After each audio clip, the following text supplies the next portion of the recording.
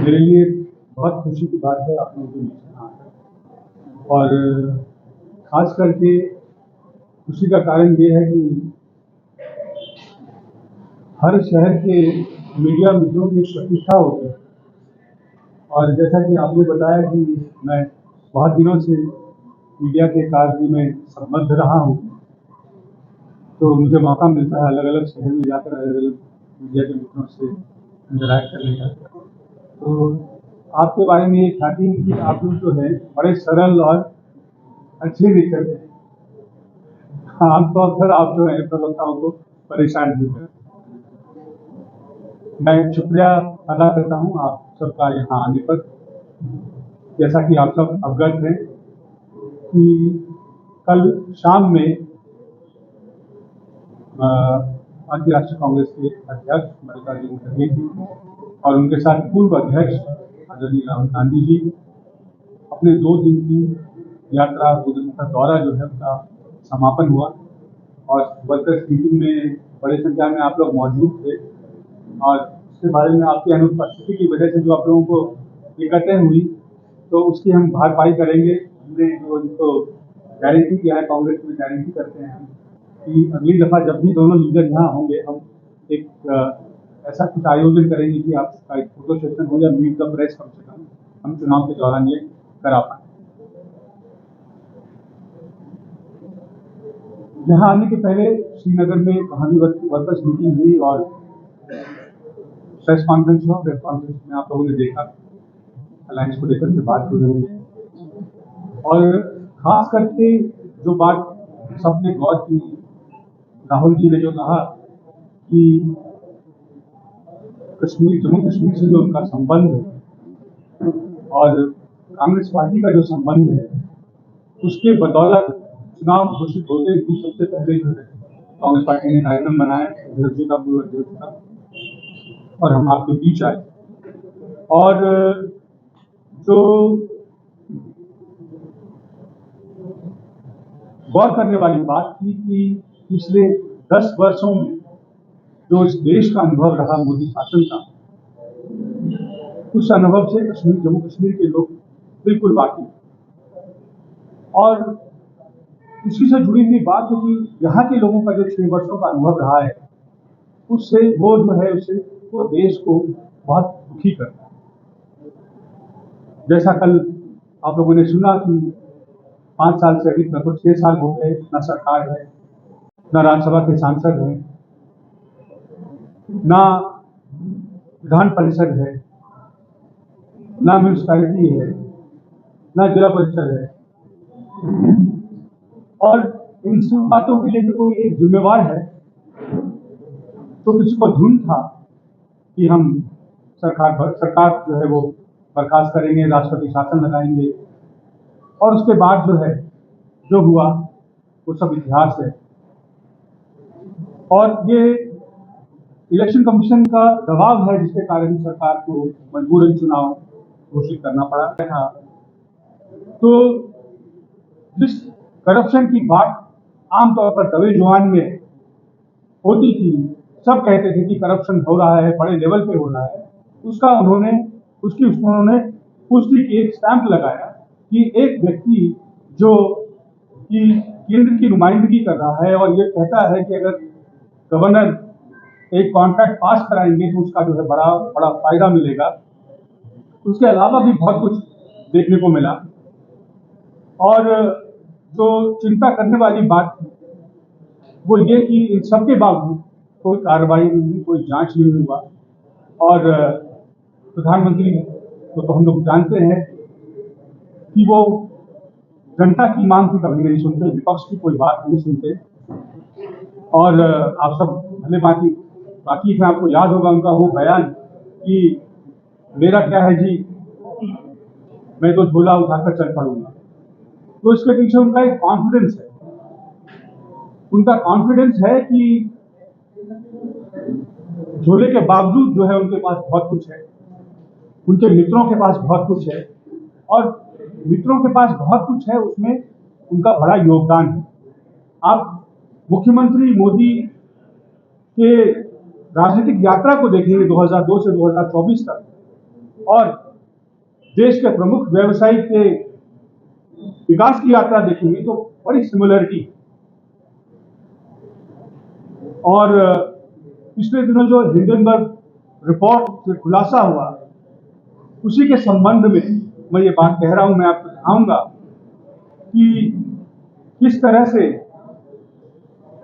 मोदी जी के विकास मॉडल, जो कि परिवारवाद, भाई भतीजावाद ना होकर एक मित्रवाद का मॉडल बना, और उस मित्रवाद के मॉडल से एक अदना सा व्यापारी, एक छोटा सा व्यापारी 2002 से अपनी यात्रा का जो है एक अलग सोपान से शुरू करते हुए 2022 में 30 वर्षों में दुनिया का दूसरा सबसे अमीर व्यक्ति बन जाता है। आज शायद वो 11वें नंबर पर है। तो ये सब कैसे हुआ, बहुत ब्रीफ में मैं बताऊंगा आप लोगों को। और अब जो बीजेपी की लालसा यहाँ देखते हैं, वो क्यों पिछले दरबारे से यहाँ शासन करना चाहती थी, क्यों लेफ्टिनेंट गवर्नर के थ्रू शासन करना चाहती थी, और क्यों इस समय वो इतनी व्यग्र है यहाँ सरकार बनाने को। तो मुझे किसी ने कुछ खबरों के ऊपर ध्यान आकृष्ट किया कि यहाँ पे रियासी इलाके में पता लगा है कि कुछ लिथियम जो है वो अनर्थ हुआ है, जो कि बहुत ही वैल्यूएबल कमोडिटी है, खास करके इलेक्ट्रिक व्हीकल। इस देश के हुक्मरान जो सबके साथ, सबका साथ, सबके विकास की बात करते हैं, वास्तविकता में क्या हो रहा है, एक के बाद एक इस भूख में कि कहां किन किन जगह पर वो सरकार बना सके, कैसे वहां संसाधनों का दोहन हो सके। और ये कहना कि मैं भ्रष्टाचार क्यों करूंगा और किसके लिए करूंगा, तो हम सब जानते हैं कि भाजपा को चुनाव लड़ने के लिए बड़े पैमाने पर संसाधनों की आवश्यकता होती है। जिलों में बड़े आलीशान दफ्तरों के लिए संसाधनों की आवश्यकता हुई है। और एक रिपोर्ट के मुताबिक जो पिछला 2019 का चुनाव था, उसमें लगभग 60,000 करोड़ रुपए खर्च हुए, और वो ज्यादातर भाजपा के खजाने से खर्च हुए। इतना चुनाव में खर्च हो रहा, ये पैसे कहां से आ रहे हैं जनता अच्छी तरह जानती है, हम सब अच्छी तरह जानते हैं। और ये कुछ वानगी है कि ये पैसे कहां से आते हैं, ये संभावित स्रोत हैं जहां से कि पैसे आते हैं। यही नहीं, प्रधानमंत्री जी ने अपना पूरा खजाना जो है, जो आपकी गाढ़ी कमाई है, वो LIC हो, वो SBI की एम्प्लॉइज पेंशन फंड हो, वो सब अदानी एंटरप्राइज के लिए खोल दिया। उनको इस बात की चिंता नहीं कि जो 30 करोड़ पॉलिसी होल्डर्स हैं, हम सब ने पॉलिसी लेकर रखा है, अगर वो डूब गया, अगर अदानी एंटरप्राइज डूब गई, एक प्राइवेट कंपनी है, तो भारत सरकार क्या करेगी, कहां से पैसे लाएगी। मैं झारखंड से आता हूं, वहां आप सब जानते हैं बहुत चर्चित वहां एक कारखाना लगा बिजली उत्पादन के लिए, और उसकी विशेषता ये थी कि जो बिजली वहां सारा उत्पन्न होगा वो बांग्लादेश को बेचा जाएगा, सिर्फ और सिर्फ बांग्लादेश को बेचा जाएगा।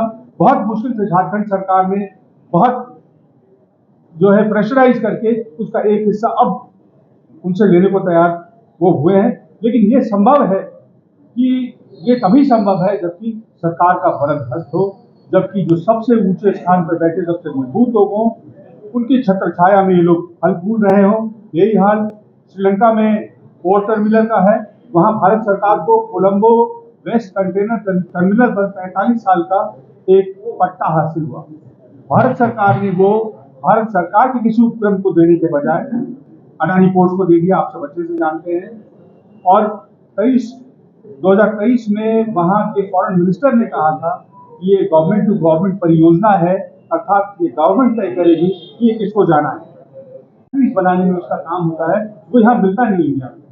और वो जो है कुदरतन नहीं, जम्मू कश्मीर में मिला है।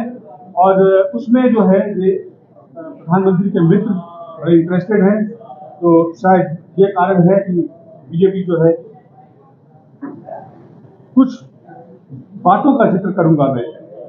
आप सब जानते हैं कि मोदी जी जब मुख्यमंत्री थे से प्रधानमंत्री तक रहते हुए एक जो संस्था है, न्यूज संस्था एनडीटीवी से उनको बड़ी आपत्ति थी, उनके पत्रकारों से वो कभी इंटरव्यू नहीं देते थे, कभी उनको बाइट नहीं देते थे। अगर बैठ भी जाए वो जहाज में तो उसका बड़ा एक फेमस वो है वाक्या है कि सवाल पूछता रहा पत्रकार। तो 6 जून 2017 को एनडीटीवी के ऊपर जो है पत्रकार समूह न्यूज एजेंसी के ऊपर रेड होता है, उनके संस्थापक प्रणव राय के घर पर रेड होता है।